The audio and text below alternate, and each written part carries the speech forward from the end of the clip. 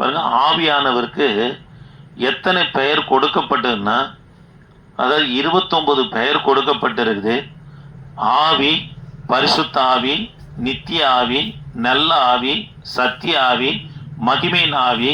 தேவாவி, கர்த்தரின் ஆவி, கர்த்தராகி தேவனுடைய ஆவியானவர், பிதாவின் ஆவி, கிறிஸ்துவின் ஆவி, சொந்த குமாரனின் ஆவி, இயேசு கிறிஸ்துவின் ஆவி, சுட்டெரிப்பின் ஆவி, நியாய தீர்ப்பின் ஆவி, வாக்கு தத்தங்களின் பரிசுத்த ஆவி, சத்திய ஆவி, ஜீவனின் ஆவி, கிருபையின் ஆவி, தேர்தலவாளரின் ஆவி,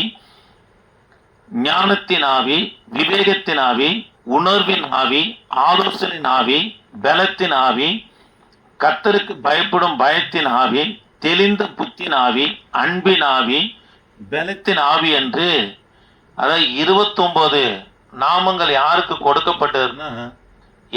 பரிசுத்த ஆவியானவர் கொடுக்கப்பட்டிருக்குது.